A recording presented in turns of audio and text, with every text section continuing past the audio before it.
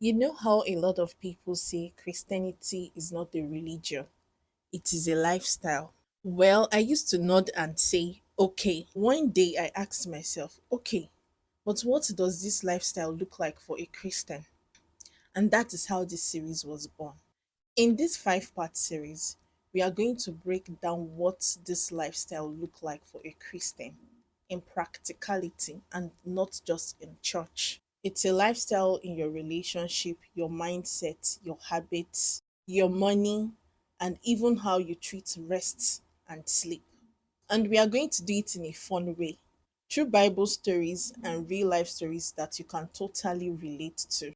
Let's start with part one, love, because everything starts with love and ends with love. Hello, beautiful people. Welcome to Diet of Wholesomeness channel. In this channel, we talk about being planted, growing, blooming, and thriving in God. This is a faith based channel dedicated to inspire you, encourage you, and sometimes entertain you in your personal walk with God. Welcome to the channel. You see, this thing called love, it has made some people write love songs, write poems, and even go to war. But you see, Bible love, Bible love is on a different level entirely. When the Bible says love is patient, love is kind, some of us are like, Lord, have you met my ex? But today, we're not talking about anyone's exes. We are not talking about our exes. We are talking about the woman called Ruth. Stick with me because Ruth's story will change how you see love. Not the movie kind of love, but the kind that is rooted in loyalty, in faith, and divine purpose. Ruth's life just turned upside down. She was married into Naomi's family. Her husband died, her brother in law died, her father in law died. And Naomi was like, my daughters, I beg, go back to your people. Opa kissed her goodbye, and that was the last time we heard of Opa. But Ruth said something that made even the heavens to pause at that moment. Where you go, I'll go. Your people will be my people. Your God will be my God. That is love. That's not romantic love, oh. That is covenant love. The type that doesn't check out when things get tough. The love that says, I'm not in this because of what I can get, but because God joined my heart to you. See, in our generation, people love you until something happens. But real love, the kind Ruth had, shows up even when life is inconvenient. So Ruth follows Naomi back to Bethlehem. And this is where everything gets funny. Imagine Ruth in a new land, people staring. Who is this foreign girl following Naomi around? But she didn't mind. She went to work, gleaning in the fields. In modern terms, what Ruth did then was picking leftovers behind rich people. And that is when Boaz noticed her. Not because she was posting selfies with the caption God when, but because she was working, serving, and being faithful.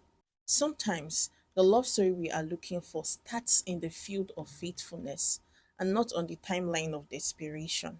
Boaz asked, who is that lady? And his servant said, that is Ruth, the one that's been working since morning. No gist, no trouble, no wahala. Boaz was impressed because godly love recognized godly character. God's kind of love look for how well you serve and not how well you perform. Fast forward, Boaz steps in as the kinsman redeemer. And if you think redeemer is just a fancy Bible word, let me break it down. Boaz basically said, Ruth, I'll take away your shame. I'll take away your loss. I'll take away your pain. I'll take away your label and I will cover you with my name. This is not just romantic. There's nothing romantic to this. Boaz represents Christ, our Redeemer. We were like Ruth, outsiders, broken and without inheritance. But Jesus came and said, I'll take your place. I'll pay the price. I'll make you mine. That is the highest form of love. Redemptive love. Love that doesn't wait for you to be perfect before it commits. Love that lifts you, covers you, and give you an identity. Here are the key lessons I want you to take away from the love story of Ruth. Love is not always romantic. Sometimes it is loyalty. Sometimes the love God calls you to show is not sweet at first. It is sacrificial, but it is the kind that brings about divine connection. Love that lasts isn't built on butterflies. It is built on values, work ethics, and godly character. Love redeems, it does not destroy. Real love doesn't expose your past, it redeems your future. Love serves, it doesn't sit and complain.